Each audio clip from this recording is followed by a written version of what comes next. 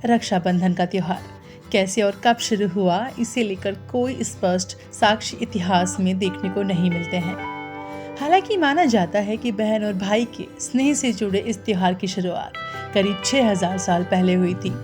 माना जाता है कि बहन रूपी महिलाओं की रक्षा के लिए राखी की परंपरा शुरू हुई, जिसके बाद हर साल श्रावण मास की पूर्णिमा पर इस त्योहार को मनाया जाना शुरू कर दिया गया। सो हेलो लिसनर्स, मैं स्वाति लेकर आई हूँ एक और कहानी। पर शो की शुरुआत करने से पहले बता दूं कि हमारी आज की कहानी में 4 अलग अलग कहानियां हैं जो कि भारतीय त्योहार रक्षाबंधन पर आधारित है। तो अब शुरू करती हूँ ड्रीम बिग विल बिग का ऑडियो शो। जीना इसी का नाम है।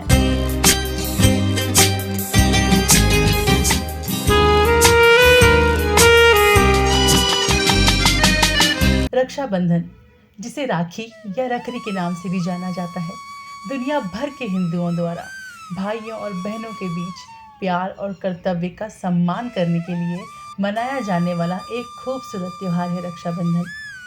हालांकि कई लोगों के लिए यह छुट्टी जीव विज्ञान से परे है और धर्मों, जातीय समूहों के पुरुषों और महिलाओं को एक साथ लाती है। कच्चे धागों से बंधी एक पक्की डोर है रक्षाबंधन का त्योहार। रक्षाबंधन का जिक्र महाभारत से भी मिलता है, जब सुदर्शन चक्र से उंगली कट जाने पर भगवान श्री कृष्ण का रक्त बहने लगा था। यह देख द्रौपदी ने अपनी साड़ी का पल्ला फाड़ा और उसे श्री कृष्ण की उंगली पर बांध दिया, जिसके बाद श्री कृष्ण ने वचन दिया कि वह एक एक धागे का ऋण चुकाएंगे। माना जाता है इस दिन भी श्रावण मास की पूर्णिमा ही थी। ऐसे में इस दिन का महत्व और बढ़ गया। फिर जब महाभारत के युद्ध से पहले पांडव द्रौपदी को युद्ध में हार गए थे और कौरवों ने भरी सभा में द्रौपदी का चीर हरण करना चाहा, तब श्री कृष्ण ने अपनी लीला से द्रौपदी की साड़ी को इतना लंबा कर दिया कि कौरवों को हार माननी पड़ी। वहीं दूसरी ओर भविष्य पुराण ग्रंथ के मुताबिक इंद्रदेव की पत्नी शची ने शक्तिशाली राक्षस राजा बलि के खिलाफ युद्ध में इंद्र की रक्षा के लिए उनकी कलाई पर एक धागा बांधा था। यह कहानी बताती है कि पवित्र धागे प्राचीन भारत में तावीज के रूप में काम करते थे, जिसका उपयोग महिलाएं युद्ध में जाने वाले पुरुषों की रक्षा के लिए करती थी, और यह केवल भाई बहन के रिश्तों तक ही सीमित नहीं था। एक कहानी माता लक्ष्मी और श्री हरि से भी जुड़ी बताते हैं। प्राचीन समय की बात है, एक दैत्य राजा थे जिनका नाम बलि था। वे भगवान विष्णु के परम भक्त थे। एक बार भगवान ने अपने भक्त की परीक्षा लेने का विचार किया और भगवान वामन अवतार धारण कर उनके राज्य में पहुंच गए। बता दें, वामन श्री हरि विष्णु के 5वें तथा त्रेता युग के पहले अवतार थे। यह ऐसे अवतार थे जो मानव शरीर में बौने ब्राह्मण के रूप में प्रकट हुए थे। भगवान वामन ने इसी 52 उंगल के रूप में राजा बलि के द्वार पर प्रवेश किया।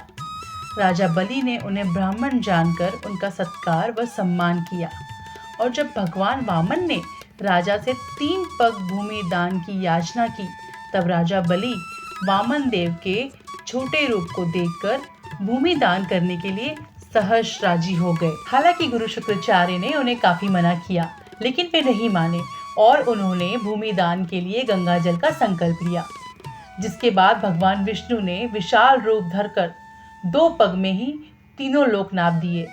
तब राजा बलि को अपनी गलती का एहसास हुआ और वो समझ गए थे कि यह कोई साधारण व्यक्ति नहीं है। उन्होंने प्रभु के आगे अपना सिर झुका दिया और उनका एक पैर अपने माथे पर रख दिया। फिर उन्होंने भगवान विष्णु जी से निवेदन किया कि हे प्रभु, मेरा सब कुछ तो अब आपको समर्पित है। मेरी एक विनती स्वीकार करें और मेरे साथ पाताल लोक में रहने चलें।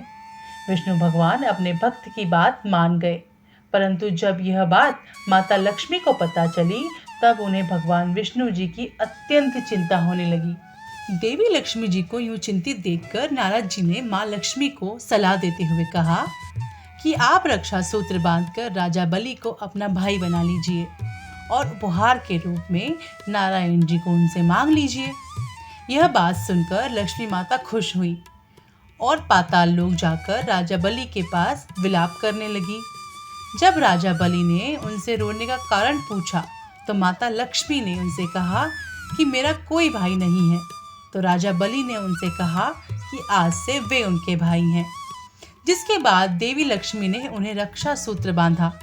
जब उपहार देने की बारी आई और राजा बलि ने देवी लक्ष्मी को उपहार मांगने के लिए कहा, तो उन्होंने भगवान विष्णु को मांग लिया।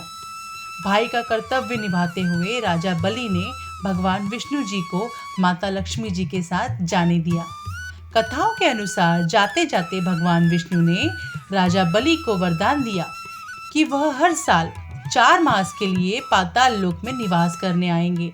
बता दें, यह 4 मास चतुर्मास के रूप में विख्यात हैं, जो हिंदू पंचांग के अनुसार देवशयनी एकादशी से लेकर देव उठनी एकादशी तक होता है। पौराणिक कथाओं की बात हो और भगवान श्री गणेश का जिक्र ना हो, ऐसा हो ही नहीं सकता। माना जाता है कि रक्षाबंधन पर श्री गणेश जी की बहन देवी मनसा उनसे मिलने आई। उन्होंने गणेश जी की कलाई पर राखी बांधी। गणेश जी के बेटे शुभ और लाभ इस खूबसूरत परंपरा से बहुत प्रभावित हुए, लेकिन वे इस बात से भी नाराज थे कि उनकी कोई बहन नहीं है। उन्होंने अपने पिताजी से कहा कि उन्हें भी एक बहन चाहिए ताकि वे रक्षाबंधन के उत्सव में हिस्सा ले सकें। बहुत समझाने के बाद श्री गणेश जी मान गए और संतोषी माता की रचना हुई। उसके बाद से तीनों भाई बहन हर साल रक्षाबंधन का त्योहार मनाते हैं। वैसे ही एक कहानी और महाभारत से मिलती है। कहा जाता है कि महाभारत का युद्ध जीतने में राखी का बड़ा योगदान था। महाभारत युद्ध के दौरान युधिष्ठिर ने भगवान कृष्ण से पूछा कि मैं कैसे सभी संकटों से पार पा सकता हूँ। कृष्ण ने उन्हें तथा उनकी सेना को रक्षा धागा बांधने को कहा। तब से इस दिन पवित्र रक्षा सूत्र बांधा जाता है। यह घटना भी सावन महीने की पूर्णिमा तिथि पर ही घटित हुई मानी जाती है। तो यह थी हमारी आज की कहानी। पर जाने से पहले एक बात ज़रूर कहना चाहूँगी कि यह ज़रूरी नहीं कि एक भाई ही बहन की रक्षा करे। बदलते समय के साथ लोगों की सोच भी बदली है। आज एक बहन भी भाई की रक्षा कर सकती है। तो अब हम मिलेंगे नेक्स्ट एपिसोड में एक ऐसी ही दिलचस्प कहानी के साथ। और हाँ, अगर आपको हमारा शो पसंद आ रहा है तो वीडियो को लाइक, शेयर और चैनल को सब्सक्राइब ज़रूर कीजिए। और अगर आपके पास ऐसी कोई कहानी है तो हमें कमेंट बॉक्स में ज़रूर बताइए या मेल कीजिए। मेल आईडी आपको डिस्क्रिप्शन बॉक्स में दी गई है। जय हिंद, जय भारत।